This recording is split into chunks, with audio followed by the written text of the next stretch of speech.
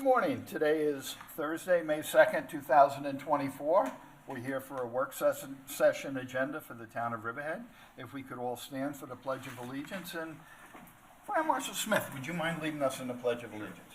Pledge allegiance to the flag of the United States of America and to the republic for which it stands, one nation, under God, indivisible, with liberty and justice for all. Thank you, Andrew. Okay, for the open session, first matter we have up is matters surrounding information and overview of the retreat. And that's going to be done by myself. And if I could ask the ladies of the retreat to come on up and have a seat with us. And we'll have you announce your names. Okay. I'm Loretta Davis. I am the Executive Director of the retreat and honored to be here. Yeah, you can start.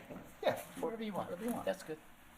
I'm Helen Atkinson Barnes. I am the Education Program Director at the retreat. And I'm Julia Smith. I'm the Senior Director of Finance and Operations. Excellent. Well, we welcome you ladies here. True confession here, I met with you a few weeks back and we had an awesome meeting. I am familiar with your organization, having been a police officer here in town for 32 years. You assist people with domestic violence, and I'll have you explain all that, but I just wanted to make a note that the Riverhead Police Department has been engaged with the retreat for as long as I can remember back, I believe since you came out to the East End. And what we still do at the police department is every domestic incident that is filed automatically gets faxed over to you, and then you are basically the first point of contact for the victims that have been victimized through domestic violence or sexual abuse. And it's great to know that you're there and you're a safety net. And sometimes it's a first-time victim, and they don't know where to go, what to do, and you provide a great resource. So I'm going to turn it over to you and let you explain what you do. And I think you have a PowerPoint presentation you're going to do. So. Yeah, and thank you, because that we have a great relationship with the police, and we're the only agency that's been proactive to then go out and try to contact the victim if there's a safe number.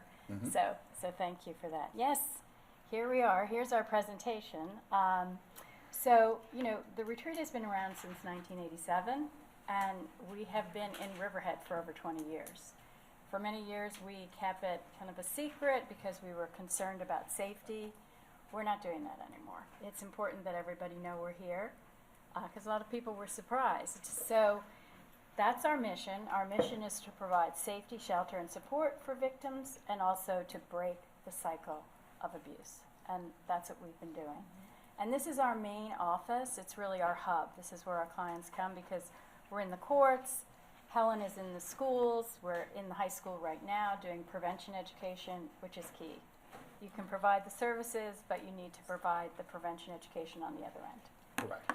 So we've been in Hauppauge and Riverhead we've been in Hauppauge since the last 15 years, Riverhead for over 20 years. So, Yeah. glad to work with you. Good. Awesome. I know you're familiar with us because of your work as a police officer, but a lot of people don't know who the retreat is or what we do. And you are familiar with your work as Yes. well. I don't know if others here on the board do know about the retreat. No, I think Ken and Bob are going to learn for the first time today, I believe, right? Yeah. Yep, absolutely. So just as Loretta was saying, a lot of people haven't heard of us, and that's for a good reason, which is we keep a lot of the work that we do very confidential and quiet because of the risk to our clients.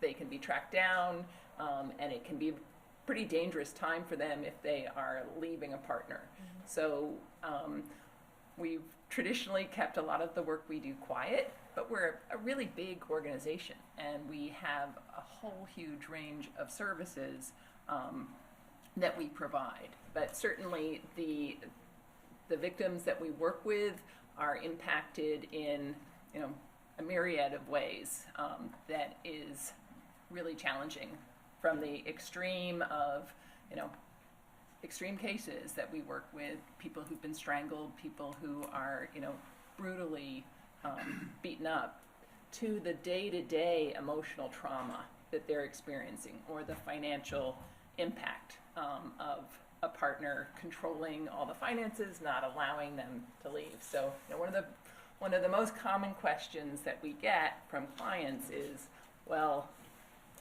or from the public rather, is why doesn't that person just leave? Why doesn't the victim just leave? And that, I think a lot of people don't realize how challenging that just leave can be, because the abuse doesn't end when the person leaves that partner. Often it intensifies. And Sometimes you can't leave, financially. Financially, You have you kids, can't. where are you You've gonna go? got The You know, bad guy might be the breadwinner for the family, and how am I Yep. gonna support my kids? And Exactly. often children are involved, and it's not if you've not been through abuse, it's hard for you to understand why somebody wouldn't just say, hey, I'm out of here, I can't do this.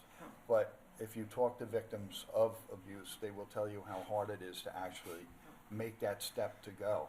And everybody, we all know the stories. They promise, I'll get better, I'm sorry, I won't do this again. And it's just a cycle. And, it's very hard to break somebody out of that cycle, even with jail time and whatnot. A lot of times, if they don't get the proper therapy, they come back out and they go right back into the same routine. So it's important to know that it is very hard for somebody to leave a situation, an abuse situation. So. Yeah, so what we like to tell our clients, and everyone should know, is that if you come to the retreat, we can help you. We have a 24-hour bilingual hotline. We have a shelter in an undisclosed location that has 18 beds. We provide free legal counseling. We provide regular counseling. We provide advocacy. We have a financial empowerment program. We get your credit to be good again. And we help you with jobs. We have transitional housing program, a grant, which helps us provide housing after they leave the shelter. So those are all free, but of course we have support, from the towns who help us, because we're all trying to make our community safer together. But that's the point is that in town here, in Riverhead, that's where our legal services are, our counseling is, case management, and our bilingual hotline, which is 24/7. And what is your physical location in Riverhead? So in Riverhead, we are right next to Markham. We're almost across from the aquarium. There's like some beautiful houses in the front, and then in back there's kind of colonial one-story. I think it's 554 East Main Street. Yeah, Okay. we're right on Main Yeah, Street. so we're right there. So we're within walking distance. Sure, It's great to be in absolutely. town. We used to be a little bit further out. We moved there last year. Can I ask, is it just for an individual victim, or what if a victim does have a child? Can the child go with the victim? Yeah. How does that work? Absolutely. Most of our residents at the shelter are under the age of 12. 60% are. So the families come with the non-abusive parent. And the shelter is for everyone, any individual, any sexual identity or preference. It's, doesn't discriminate. And people can stay there usually for 3 months, sometimes 6 months. And then we as soon as they get there, they're looking for new housing, because the way the system works right now anyway is it's the victim who leaves the house, who leaves the job, who leaves their neighborhood, their friends and family, and then they have to find housing after they leave the shelter. And So it's only 18 beds, the shelter, but we have 1,200 clients through our offices in HUBBARD, Riverhead, and East Hampton. And I just want to piggyback on that important point. Our shelter is not in the Main Street location. Those are our offices where we'll meet with clients, but our shelter we keep in an undisclosed location Absolutely. for safety reasons. Never had anyone break in. And another important point is most of our clients don't come for shelter. They can access other services without ever, becoming a shelter client. So people come for counseling. Sometimes they're not sure if it's is it abuse or not, or what should I do next? And they'll do safety planning. They'll do other supportive counseling. Sometimes they'll come for order of protection and get support in court. And so Legal there's a whole services, range of, yeah. of legal service Legal supports that Often we they do. come to get a protective Yeah. order, stay away order. That's key. What absolutely shocked me when we met is that you said in the county of Suffolk, there's only like 50 some odd beds. 52 Yeah. beds. 52 beds, and you For the have whole 18 county, of them in right. your location. And often what happens, 52 beds for a county the size of Suffolk. Yeah.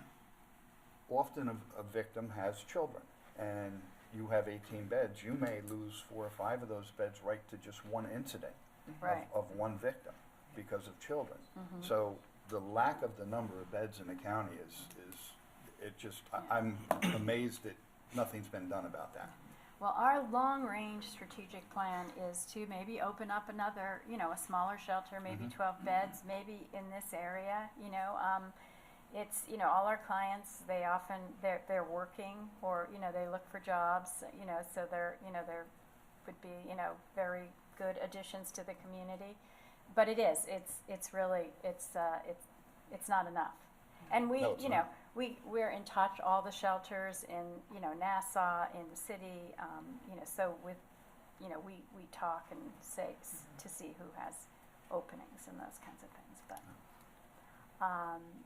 so, that's just, these are some of the programs that we talked about on, right up there on the PowerPoint. Mhm. What I would like to move forward to, so there's our safe shelter, undisclosed location, is I'd like to move to some of the numbers. We provide counseling, legal advocacy, financial empowerment, and then we have prevention education, which we can talk more about. But these are our overall numbers. We had 3,300 calls that we responded to in 1 year, and over 3,000 counseling sessions. But then we also have our numbers, legal violence prevention in Riverhead. So in Riverhead, we offered 561 participants workshops in prevention. A lot of that was with the police, which has been great. And those we've offered 2,700 services. That means seeing a counselor, seeing maybe a case manager, maybe an attorney. So just we are in your community, even though you may not be familiar with us.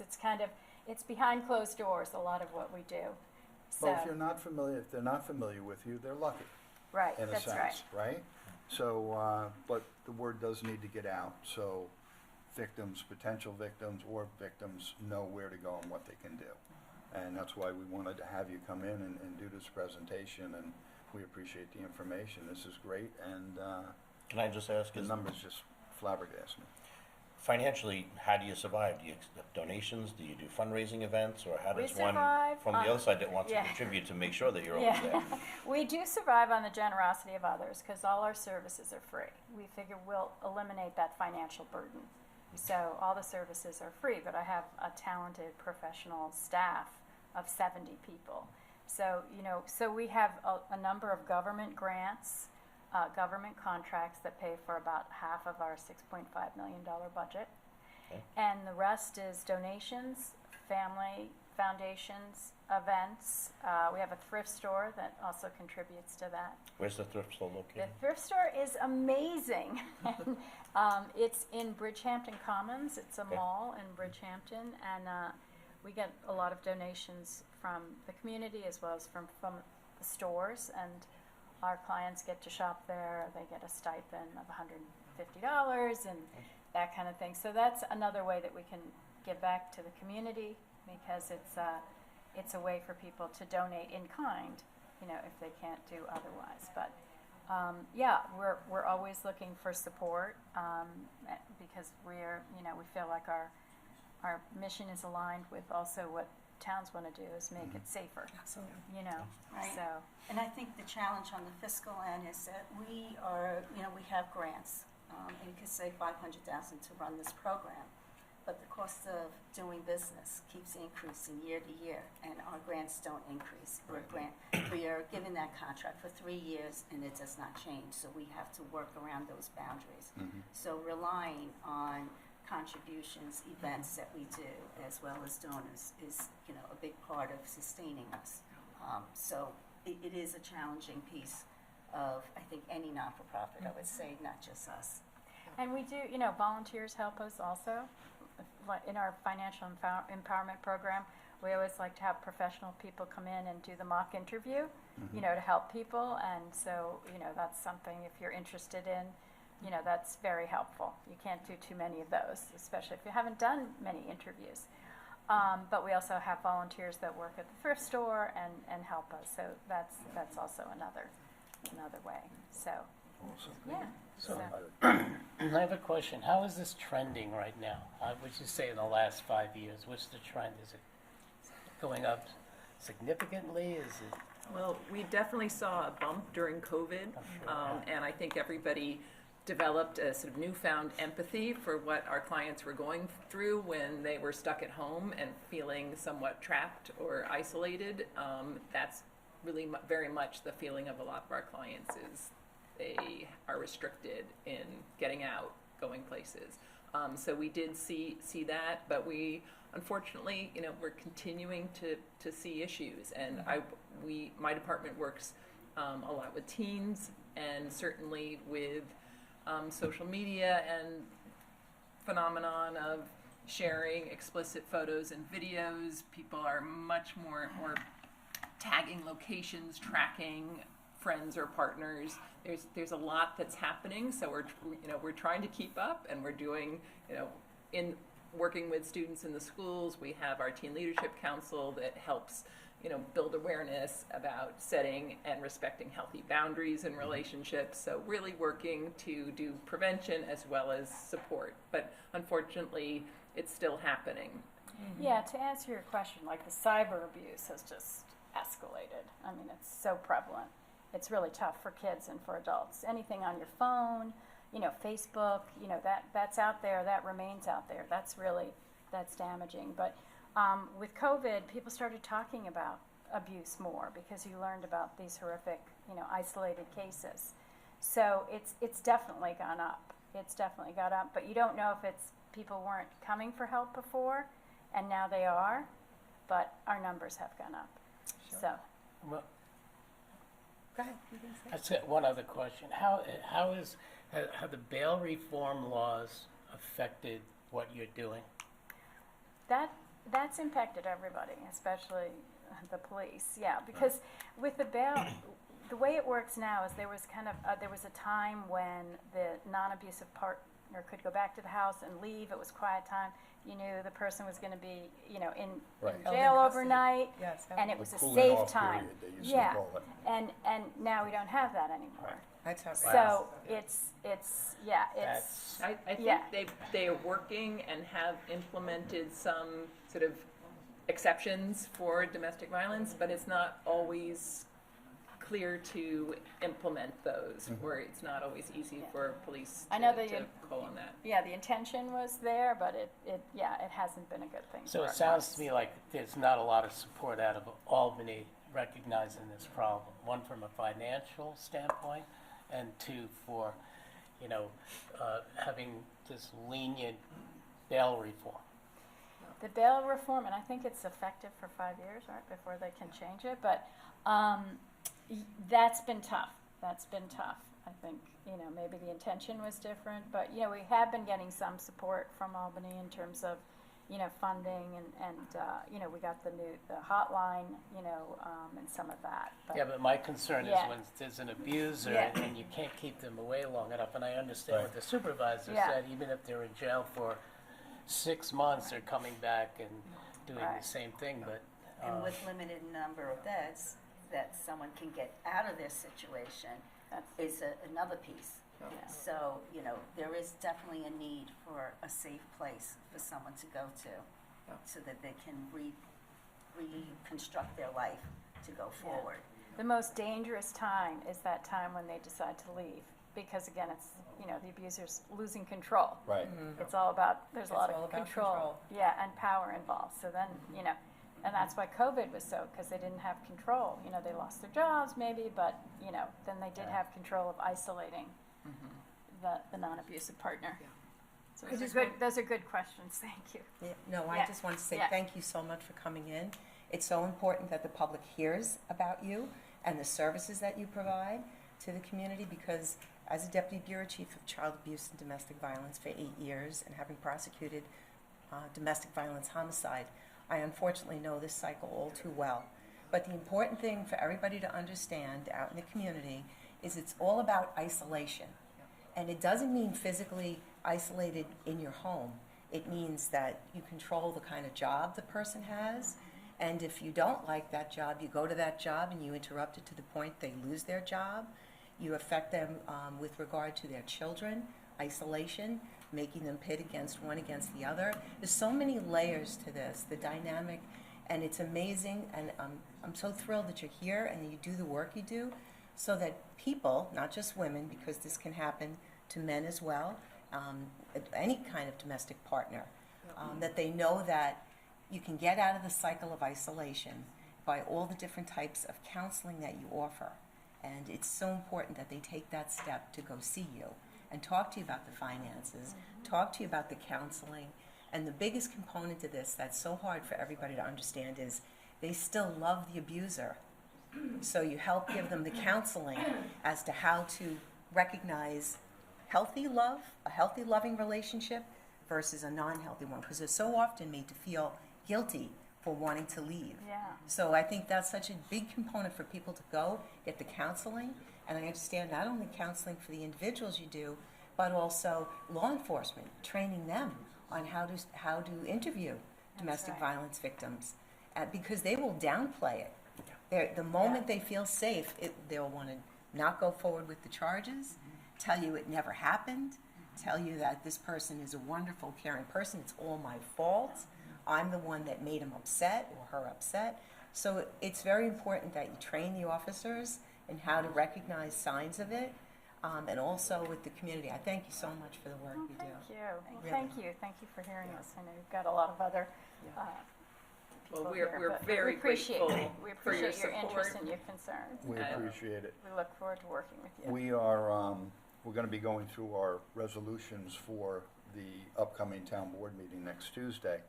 And with the support of all my board members, we went through the budget and we came up with some money that we're going to be voting on a resolution to donate you $10,000 to the retreat. That's And fantastic. we know the Thank work you. you do here in our town, and hopefully we can kind of set the pace for other towns to do the same thing. And I know it's not a lot of money, but I'm sure every little bit helps at times, so Oh, yeah.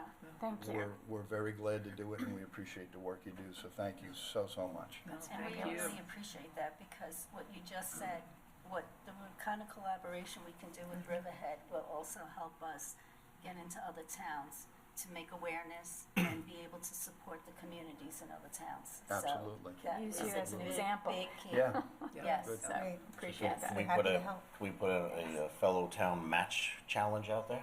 Yeah, yeah, exactly. Good. I like Absolutely. your thinking. There you go, East Hampton, Southampton, Shelter Island, come on, match Yeah. Brookhaven, Yeah. come You're on much through. wealthier than us, I will say that. Yeah. Okay, thank you so Thank much. you. Thank you you. ladies so Thank you much. very much. Appreciate you I coming in. appreciate it. Thank you.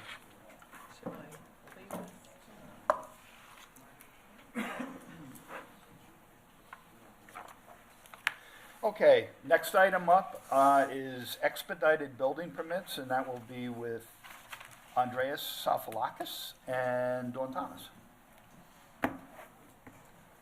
SOFOKLIS. SOFOKLIS. Andreas. Sorry, and me. And Danielle Hurley, sorry. Good morning, everybody. Good morning. We just wanted to put a program together to try and make it so we can keep building permits streamlined for everybody. And the expedited review fee sheet would allow that, because it will, people that do pay the accelerated permit fees will help to clear up the line that's regular as well. So I think it's a good process. It does work in other towns. And very, you saw the resolution, right? Yes, So that's it, and that's really all there is to it. It's and the pretty form simple. itself that you put together. Yep, and the policy for that would be an administrative policy. We also have which I have an office manual policy, but we have priority permits, which would be gas lines, generators. Those wouldn't be eligible for expedited review because they're just so simple to start with. We're gonna try and get them out in a week. And that would all be outlined in this. Right now, this is just a work in progress, but it would be outlined as we go. obviously with the board's approval as it evolves. I think, go ahead. Oh, okay. I think just to clarify, you know, everyone pays the same fee and they get into that waiting queue, you know, for their project Correct. to be reviewed upon. This doesn't necessarily like jump that line. Everybody stays in that office, but this is saying that basically if you're willing to almost pay the employees overtime fees, you know, time outside of the standard Yes. workday, and you're gonna cover that cost, and the employee is willing to do that cost, then your project obviously can move along a little quicker. Correct, it would But be done after. it doesn't demand to any member of the public that you have to pay extra fees if you wanna be heard quicker, and like, you know, it's, everyone goes in the standard waiting queue. Yep, yep. And so, and there are a lot of projects, as we all Yes, know, Riverhead. yes. But this just says that, you know, it's hard for us to sit on this side when working with a very tight budget to go, yeah, stay overtime, catch up, you know. And so this is now going to allow that overtime cost, you know, to be Right, paid it'll be by the absorbed. developer. Yep, yep. If this is your stack of permits, and now this many want to expedite, you're also getting to these sooner. Correct. Because you're gonna do these Yep, after hours, correct. so it Yep. helps out for the person who Yep, right, it maybe kinda doesn't have the does- money to pay that's for for the higher everybody. amount, Right. but it will speed up the process. Yep, So to me, it's a win-win. Yep. I think it makes a lot of sense. Great. I know other towns have done it, we've talked about that. Yep, yep. And it's been pretty successful, and there are people that have the money and are willing to pay for quicker service, Yeah, so. I think it's Yeah. a. So we looked at the fees and we're confident that the fees represent the actual administrative costs that are gonna be going into the work that's done. So it'll be a zero financial impact to the town while also creating this additional service to the town residents. Very good. Fantastic. Yep. Again, you know, I would just reiterate what Andrea said, we're interested in making sure customer services are number one priority.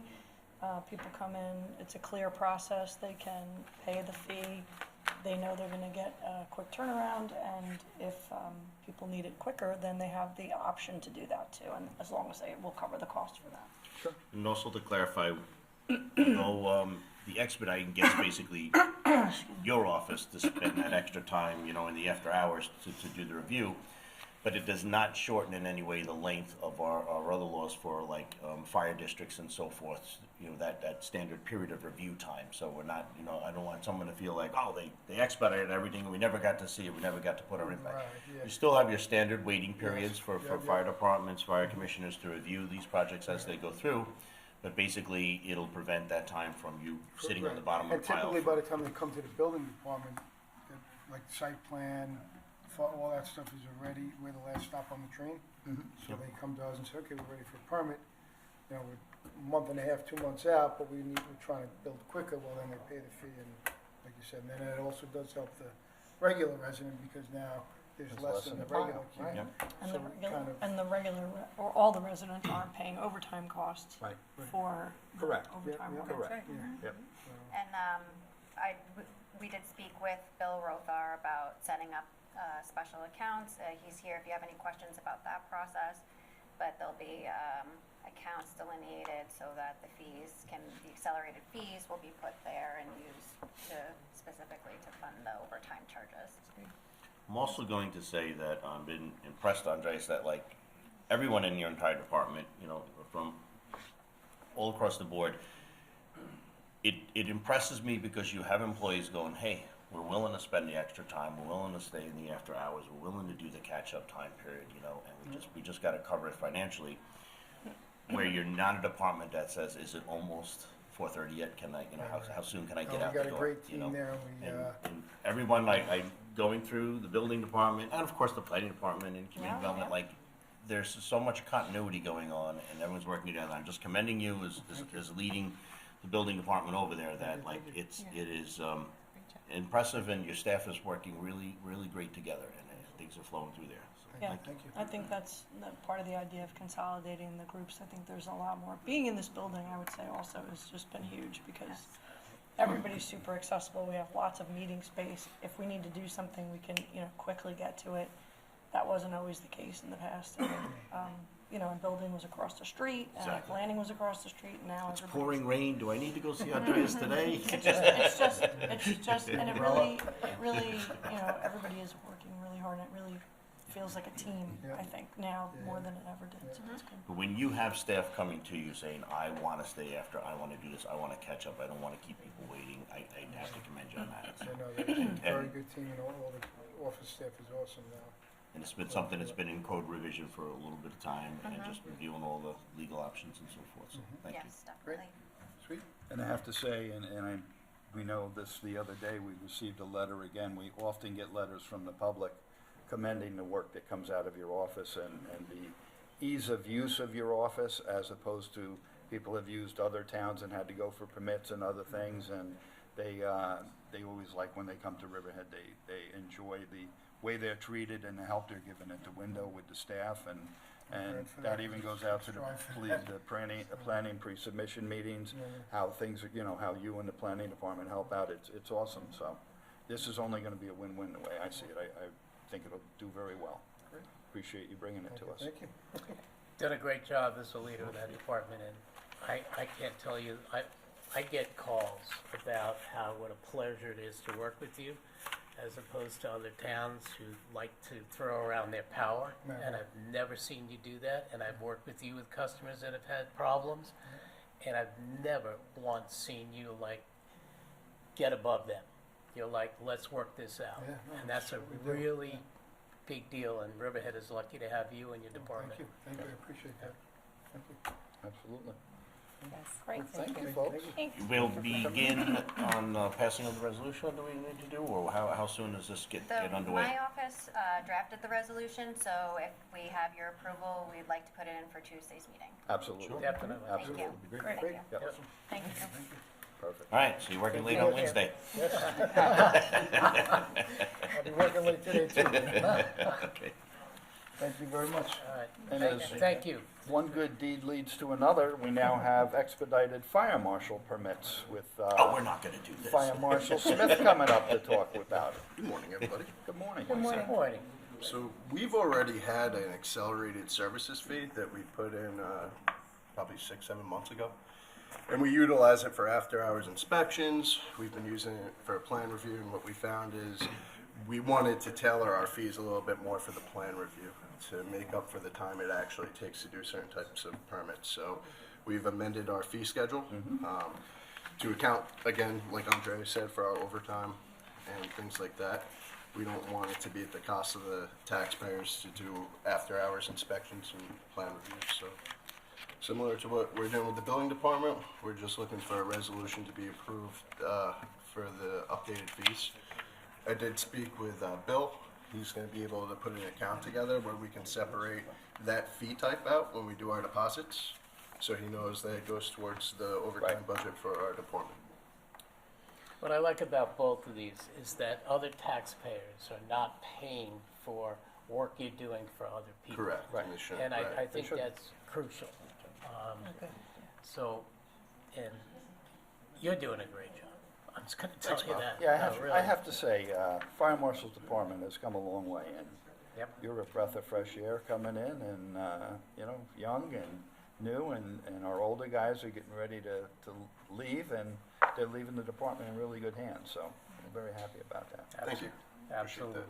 So I just have one question. In terms, I know sometimes things happen is, somebody's planning that beautiful outdoor wedding a year ahead and everything's going great, but then all of a sudden rain is in the forecast. And then you guys are called in, Friday morning, can we get a tent up, tonight, tomorrow morning for a wedding that's on Saturday and things like that. Are we addressing those fees in the Yep. same move to make sure that, Yeah, that's kind of Same what we thing as- did with the accelerated services the last time. We use it for that type of thing. So Yep. we're going out on the weekend to do a tent inspection because, like you said, for unforeseen circumstances, it's going to go up. We just apply the accelerated services. So for us, we have a minimum call out of 2 hours for a weekend. We apply 2 hours. We have an hourly rate for our accelerated service. Doesn't take us more than that to do a tent inspection anyway, but we you have were to always be getting the compensated. guilt trip, you don't understand, the wedding's tomorrow, you gotta come out tonight. My daughter's ready to kill me, I gotta get this tent up. Yep. So I'm glad Good that's covered. So. And it helps with some of the commercial construction, like our plan review, we run generally around 2 to 4 weeks for review time. We do ours, and then, Andreas still has his queue. So I was doing some accelerated review and finding out that he didn't have it, that kind of put us where we are today to help everybody, because they could accelerate a review through us, but they still had to wait through the building department if it was a construction Yep. permit. So it's good that we're all on the same page and we have the ability to expedite if we need to, if somebody wants to pay the additional money to do that. Excellent. Yeah, I mean, this just helps out most projects. As much as I would like to see them happen quicker, most of them take 4 years, which is bad to me. Yep. But this kind of behavior really helps out to get a little quicker. Maybe it'll take 3 years, you know. But great. Just want to give a shout out to Craig Ziddick and Dave A to Z also, because they've been instrumental with all this stuff over the years. And we've gotten to a point now where, and then Bob has worked hard on this to get everything up to date. And, you know, we were giving stuff away basically with the fees we were Yeah, charging. our fees were for our services pretty old, and- pretty outdated. Yeah. When I came back last year, I took a look at them. I'm like, wow, Yeah, it's and time. I have to say, you were amazing to work with. It was like this. We went through everything. We scoured other towns, compared fees, and great job. Yep. Yeah, And you can see it in the first 4 months of this year, the difference between Yes. this year and last year. absolutely. When he gives the updates at the work sessions, we see that. It's awesome. Good. All right. And we're grateful for your 24-hour response, so all the other fire department was commenting, you're on scene right away, so 24 hours a day, so Yep. thank you for your That's what we commitment. Absolutely. Appreciate it. So our office has drafted a resolution for this as well, so with your approval, we'd like to put it on for Tuesday's town board meeting. Absolutely. That's great, thank you. Thank you. Awesome. Thank you, guys. Yep. I don't see him here. I don't see him here. Joe? Yeah, I see 2 emails. Is Devin back there? Bye-bye. Bye-bye, ladies. Thank you. I don't know what it is now. Hey, Debbie, can we let Drew Dillingham know he's supposed to be here? Thank you. All right, next up, we have expanding the food scrap program, and this will be handled by Denise Merrifield and the invisible Drew Dillingham. Yeah. Is that the old town hall? Yeah, I know, that's what we set up here, too.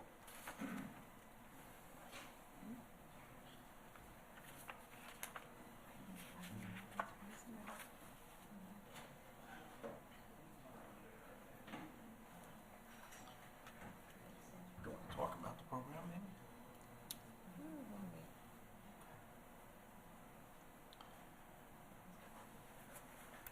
In journalism, they refer to this as white space, right, Alec? Like we. I've never heard that term. Oh, come on! When I took journalism classes, that's what. He's on his way. That's big of him. Yeah. Okay. Can maybe Bob sing a song or something like that? Keep us entertained? Well, hey. Turn on the Jeopardy theme. Yes, There we go. More like the for the Benny final Hill theme Jeopardy show. question.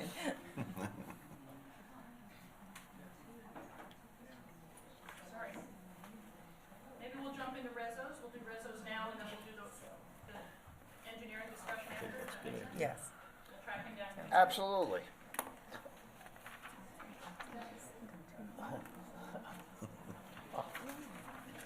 You know what?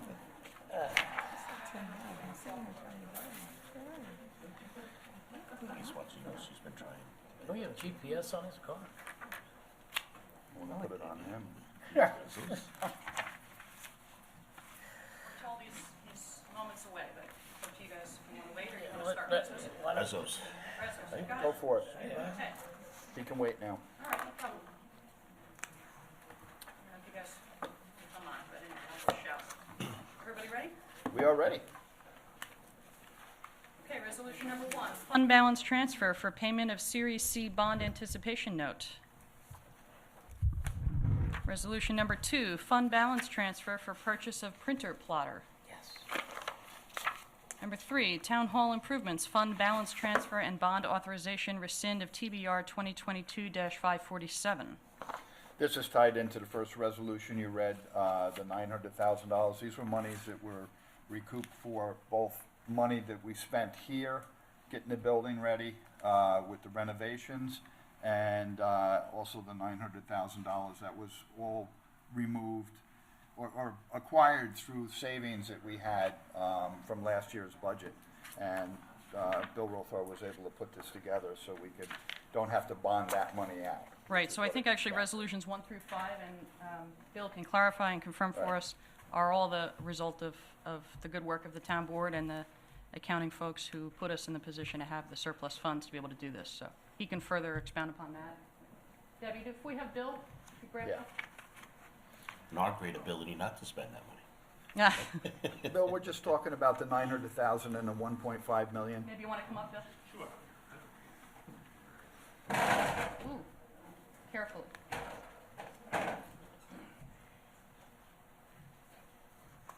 1 through 5. So these are the projects that we're funding with saved money from 2023, okay?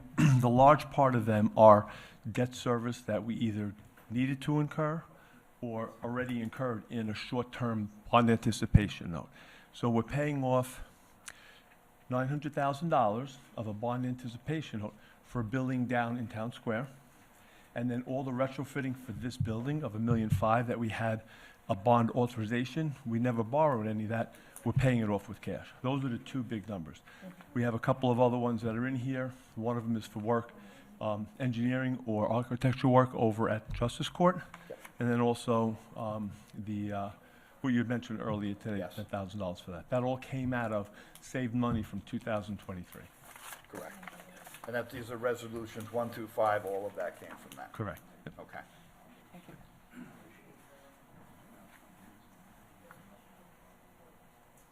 Okay, resolution number 6, round 18, downtown revitalization grant program budget adjustment. Did just read 4 and 5? Yeah. Oh, I'm sorry. Because Sure. we didn't read those. I'm sorry. Resolution number 4, budget transfer from fund balance for donation to Domestic Violence Retreat Center. That's what we spoke about with the Yep. retreat. That's where we're giving the money from. Right. Resolution number 5, capital project 12407, Justice Court at 200 Howell Avenue, fund balance transfer. And that's for the architectural designs of the new Justice Court, Right. wherever that may end up being. That's right. I think we're looking in East Hampton now for property there. Oh, good. I see the 2 justices in the back row here. Sure, they'll cut us a very favorable Put us deal on up that. in East Hampton, we will run Justice Court for East We already bought a house for you guys, don't worry about it. Yep. Good. Okay, so number 6, round 18, downtown revitalization grant program budget adjustment. Number 7, sets hours for town beaches. 11 to 6. Ray's not here, right?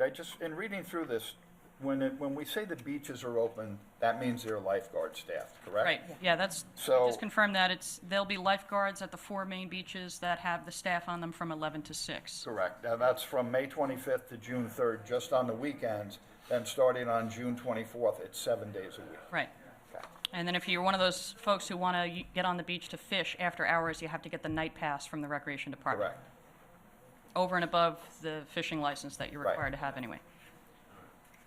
Number 8, Water District Capital Project 82405, Altair Pharmaceuticals, 311 West Lane budget adoption. Yeah. Number 9, accepts the resignation of a principal office assistant. We wish Tracy best in her endeavors. Absolutely. Number 10, ratifies the resignation of a wastewater treatment plant operator 2A. Hey, Drew, not only were you late, but you're chatting and it's a little loud up here, so hold it down, please. Number 11, ratifies the termination of a custodial worker 1. Number 12, provisionally appoints a code compliance coordinator. Number 13, provisionally appoints a justice court clerk, Spanish speaking. Number 14, changes the status of part-time traffic control specialists and/or part-time traffic control officers. Number This 15. is done as a requirement of civil service when they can work and the number of hours they can work, depending upon the time of the year. I believe it's from May 15th to September 15th, they can work unlimited hours, and from September 15th to May 15th, the hours are controlled that they can Right. actually work. Seasonally. Same thing for this next resolution you're going to read. Right, number 15, which changes the status of part-time police officers. Number 16, set salary schedule for 2024 beach personnel for the Riverhead Recreation Department. Number 17, appoints returning seasonal beach employees to the Recreation Department.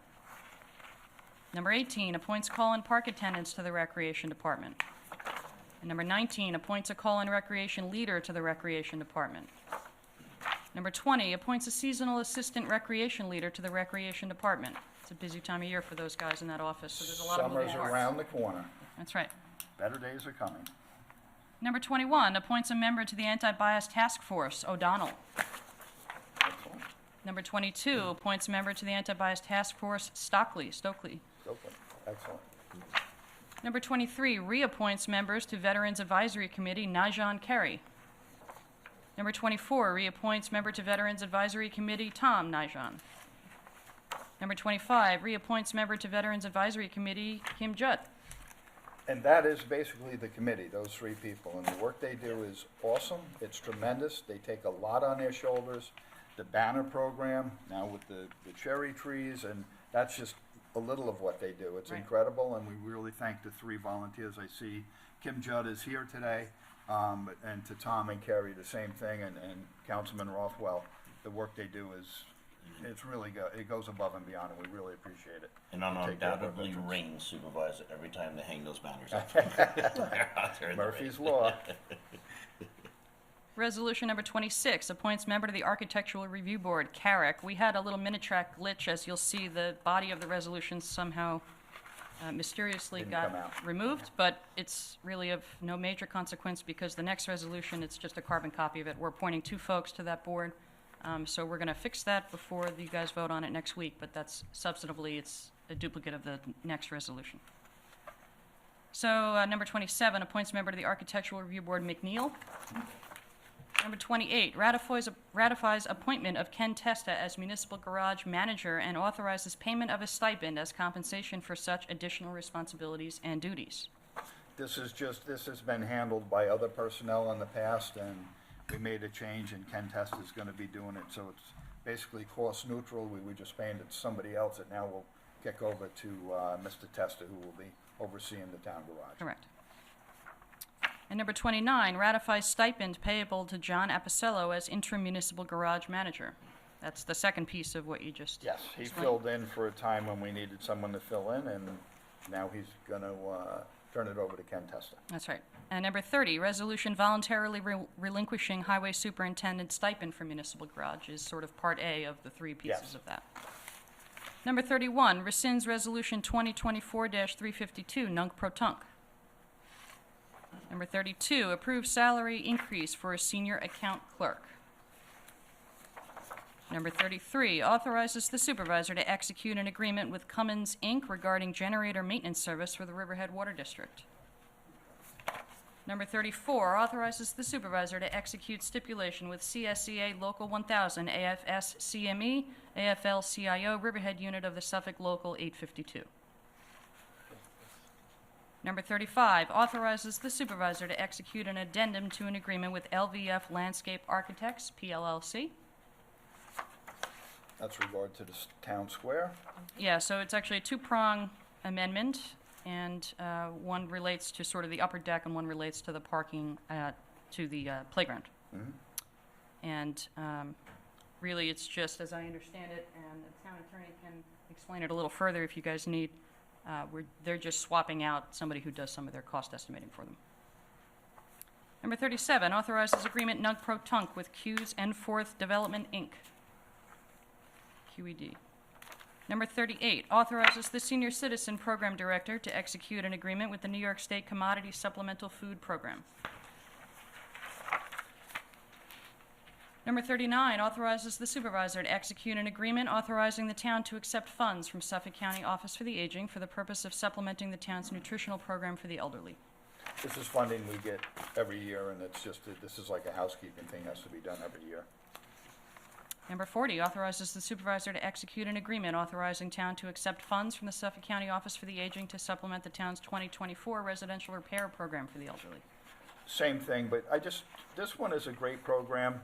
If you're elderly and you have some minor repairs that need to be done at your house, you can contact the senior center, and you can talk to Kelly Katucci down there.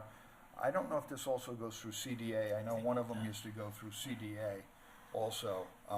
But if you don't have the money and they have personnel that can come do minor repairs, and Right. a lot of times they build handicap ramps and stuff for people when things change. So I just wanted to put that out to the community in case they weren't aware of it.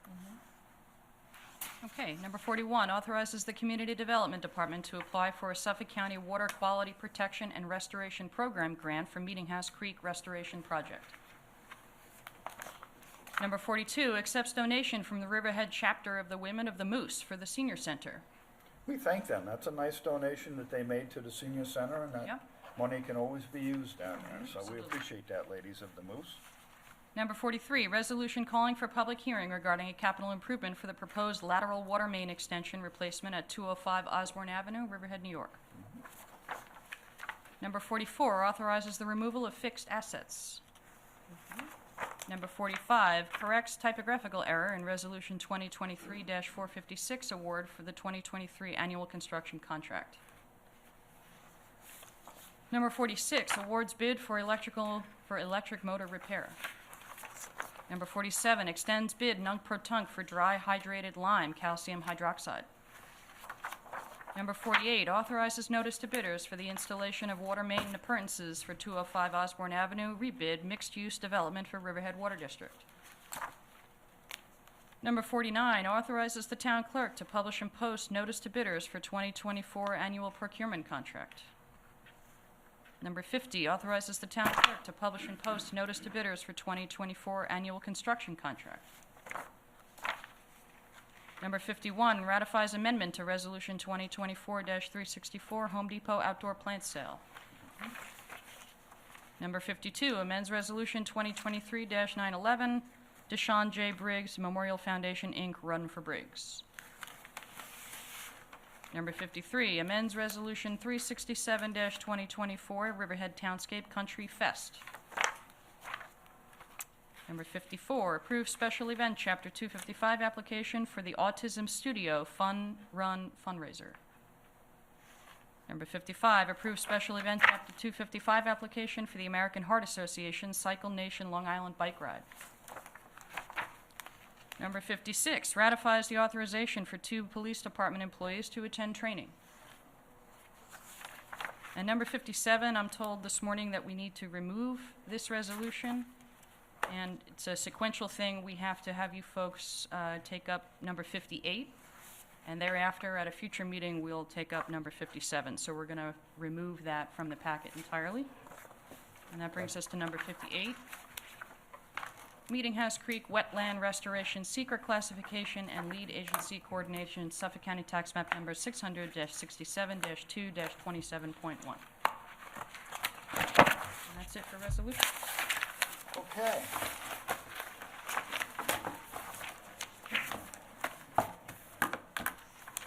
All right, let's go back to expanding the food scrap program with Merrifield and Dillingham. And Jason? Blizzard, I assume. Yes.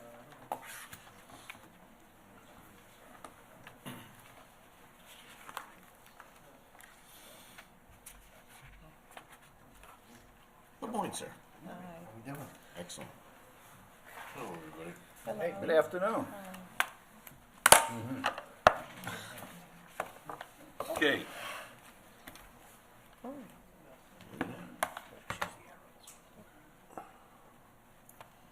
Okay, I just want to lead off by saying that being part of the committee for the Environmental Advisory Committee, we've met several times now, and one of the things we're looking to do is help get climate smart points. And one of the ways to help achieve that as well is to hopefully open up a second food scrap location. Not only does it provide points, but I also invited Jason as well as Mr. Dillingham to talk about how well the first food scrap location has gone, and the location of a second food scrap point. I can't talk today, I'm sorry. How well that's going to go, and also just to talk about in general where we are with our climate points. Okay, if you'd like to go. Sure, I'll just start it off. This is the second food scrap recycling facility. The first one is kind of out of the way. It's in It's in Calverton at the food yard waste facility. So people from South Jamesport, people from Jamesport, it's kind of a hike for them to bring their food scraps there.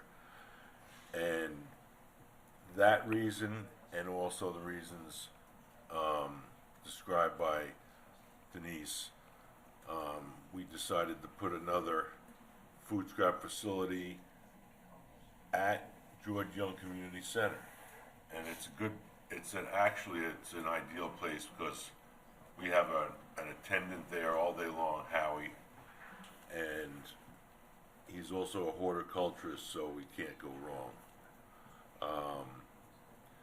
We've hauled in 20,000 pounds in the last year at the current facility, so we expect to have just as much, if not more, at the Jamesport facility. And with that, I'll turn it over to Jason. I'll just say that number again so people hear that. That's just from your one location. Yeah. And I understand, Jason, that's with just 75 people, Yeah, right? 75, 80. And that yeah. produced how much? Over 20,000 pounds. Over 20,000 pounds Yeah. with just 75 people participating. So if we have this second location, the numbers are just going to go exponentially higher. Right. Yeah, so I just wanted to kind of go through everything, so kind of how we got to the pilot and everything like that. So this is kind of what our facility looks like right now. We have 15 toters and the 2 signs there. So we started with a pilot. The Environmental Advisory Committee came to engineering after we released our solid waste management plan. And Mark Haubner and Mary Morgan had just completed a pilot out in Southampton and basically wanted to bring that same idea out to Riverhead. So we started a pilot in Calverton. The reason why we did it in Calverton is because Tuckweed Turchin is Calverton Civic President, and she's in our Environmental Advisory Committee, or was part of that. So what we did was we did a pilot. We ran it for 3 months. It was open enrollment throughout the pilot. Me and Drew did pickups Mondays and Thursdays. We were picking up from 10 restaurants, 10 residences, 2 restaurants, and the senior center. And we picked up on Mondays and Thursdays, and we were originally bringing it to the Roanoke Lavender Farm. Eventually, Cornell Cooperative joined in and helped us out to get all our food scraps brought there. In the 3 months that we did that pilot, we did over 2 tons of food scraps in just that little bit of time. So after that was over, we basically went in and started rethinking things over and see how we could kind of, make this program more beneficial to the residents. So the Environmental Advisory Committee had met with the Village of Scarsdale, which is upstate in Westchester.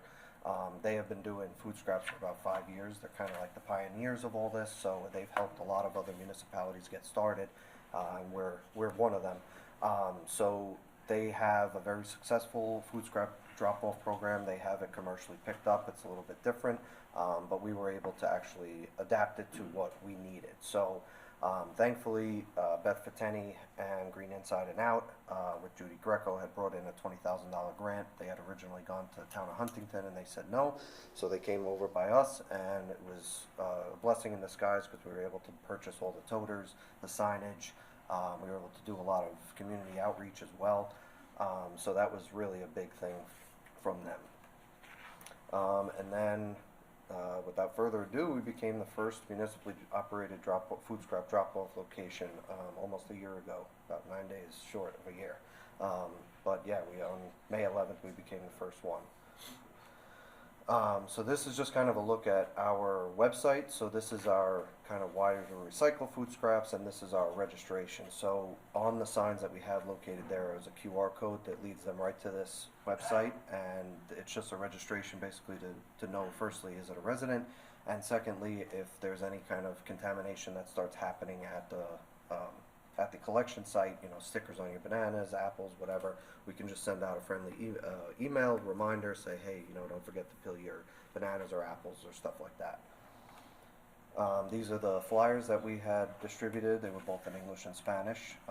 Everything is both bilingual, so like I said, this also has the QR code that allows you to register for the program as well. So We made it tried to make it as easy as possible for anybody, even if they go to the facility and aren't registered, they can scan the QR code right on the sign and register That's right then excellent. and there.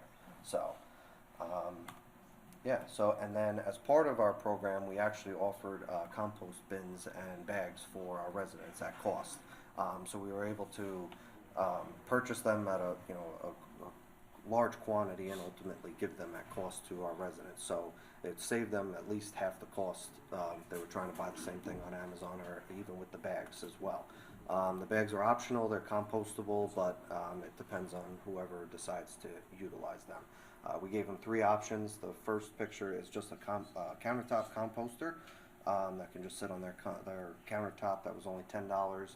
Then we had another one that was basically like your transportation tote if you wanted to bring it to the facility, or if you wanted it to go from your kitchen to your backyard, composter, then so be it. And then we did a full, what we called a full starter kit, where it came with both. We actually sold out of the 7-gallon and the starter kit, full starter kits, but we still have the compost. Can I just ask you countertop. how many they're selling? Yes, out of the 80-ish registered, we probably sold, I'd say about 50 of them. That's good to hear. Yeah. So actually, Scarsdale was critical in helping us with that, because they actually gave us our first batch, and we ultimately sold off what they had given us, and then we're now selling our own stuff. So that actually worked out really well. This is a little food scrap recycling guide that we put together, so anybody who registers, they automatically get the previous slide that you just saw and this in an email, and basically say, like, these are any kind of questions. If you have any further questions, we actually have a full compost at townofriverheadny.gov email address that you can email and ask any kind of questions.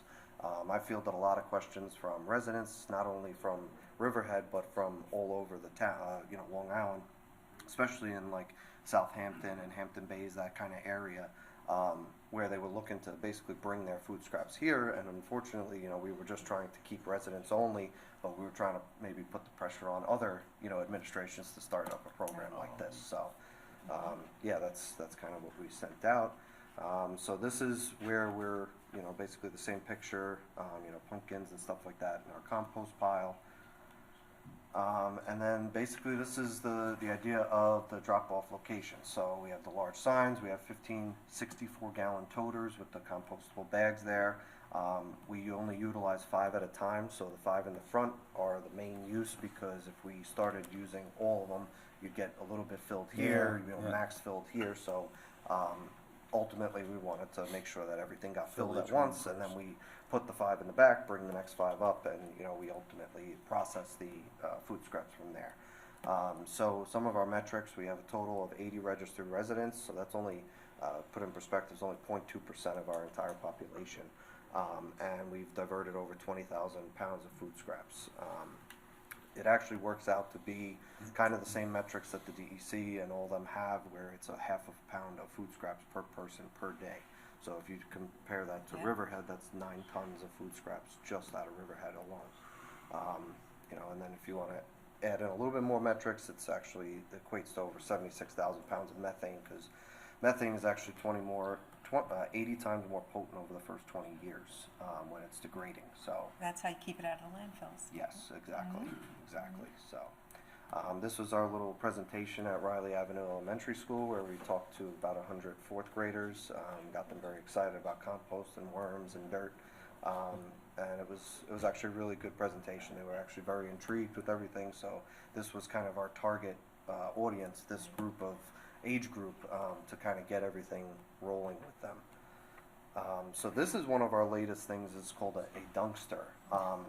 So this actually factors into Climate Smart pretty well, because there's a little, on the outskirts, there's something with innovation with Climate Smart, and they're basically looking for any kind of way to, process compost faster and more efficiently. So a gentleman, Tim Shuttleworth, out of Eastern Pennsylvania, created this idea that basically when you create an aerated static pile, which is just dumping the compost on the ground, you don't get that airflow and basically create the microbes to start chewing the compost up and sanitize it and stuff. So what he did was he created an airflow system that basically creates they call it laminar flow, which is more uniform, and the air goes through the entire compost and is ultimately processed and degraded in a shorter amount of time. So even in the winter, they were saying that it could be upwards of short as 6 weeks, where a normal pile on the ground would be about 90 days. So And we about have 3 this? months. Yes, we are already running this. So this is actually our dumpster. This is Riverhead's dumpster. So on the picture on the left is our guys setting up, some of the actual dumpster itself. So this was a dumpster that we got from Crown, beaten up old one that they weren't really, attached to or anything. So that's some of the benefits of the dumpster is that you don't need a brand new. You can get something that's kind of beaten up. And so what happens is we did it differently because we don't have as much feedstocks. So we separated the dumpster into 2 separate sections, and we've been kind of composting. The first run has not been going great, but there's a lot of nuances and hiccups that we have to iron out and stuff like that. Right when we got this started this time around is when we got the 2 snowstorms, so it was starting to heat up and immediately cooled right back down, so we kind of lost it a little bit in there. So, but we're not discouraged. We're going to try it again and try to see what else we can do with that. So. Check in with you during August. Yes, yeah, exactly. So, and yeah, that's basically the whole idea behind our whole program and where we're at right now. And I think you mentioned too that it isn't going to cost anything. The dumpsters that you have for the second site at the George Young site, you can use some that we have now. Yes. Over there. Yes. So now with us, so we wanted to basically expand out into George Young and basically try to capture the eastern residents here. Like Drew said, 2 we and have 2 there? 2 What? dumpsters, you're gonna, Yeah, we're actually gonna bring the toters, so we'll probably we'll start with 2, we'll see how it goes, and just kind of get the word out. I sent out an email as a courtesy to the Greater Jamesport Civic Association, just to kind of let them know, and also maybe have them help us get the word out a little bit out to the residents out there. So, like Drew said, Howie is a horticulturist by trade, so he's already kind of hands-on with this, and the gardening that he's doing there is actually going to go right into the food waste bin anyway, because it's browns and greens and stuff like that. Good. So, that's basically where we wanted to expand to. Very kinda- good. And just lastly, just so everybody in the public understands how this fits in with the climate smart points. Yes, so- What does the state require? Yeah, so not only, so there's actually 2 working parts of this. This also fits into our solid waste management plan, which is required by New York State DEC. As a municipality, we have to create a plan of 10 years of basically where our garbage is going. So this fits into that. It's almost like an incremental plan where right now we're only grabbing like what they call the low-hanging fruit, the people that really want to recycle their food scraps. The next phase is another set of outreach to the people that basically will now get the next percentage amount of people. So with that being said, with Climate Smart, there's 2 sections of it. So Climate Smart's kind of an interesting program where you could do a lot of work for only 3 points, or you could do very minimal work for a lot of points. So there's things that come and go with certain parts of this program, but for the food scrap specifically, there's 2 sections: organics management plan and then organic waste program for government buildings, which we actually automatically get the highest amount of points because we divert 100% of our food scraps from the senior center. So That's technically, we only create food scraps at the senior center and ultimately are diverting 100% of it. So we max out in that section of it, but we also have a tiered plan where we can get more points depending on the organics management plan that we create ultimately. So, and that's basically where we're at, with the Climate Smart and how it's going to fit all into all that. Awesome. Thank you very much. Great job. Yeah, great job. Okay. Good. Go ahead. Great job. Just lastly, how many points and when do we have them by? Need to have them by? So for we're the public? still, right now, we're able to be certified by 2025, so we have to, everything is good for 5 years. So we basically started this in 2020, and now we're getting to the point where we need to submit, so by 2025, we're hoping that we're going to be bronze certified, so. Okay, and we're near that, right? Yes, Right. we're pretty close to Okay, that, great. yes. Yeah. Thank you. All right. I'm just curious. I mean, I'm really happy to hear that people are buying these home composters, right? Yeah. I would really like it at some point if you, who's ever, that somebody on that committee can come to a work session and educate the public on those, Yeah. so that we're not going around picking it up, right? Because, I mean, I'm really happy to hear that you got somewhere between 70 and 80 people that have taken advantage of that. And I'm going to check with Emery, see if there's any ARPA money available to assist with that. Okay. All right? But, yeah, thanks. Okay. Keep doing what you're doing. Thank you for Thanks. coming in. Great. Thank you, guys. Thank you.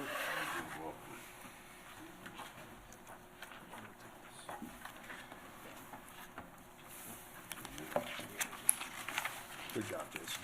Yes, great. All right.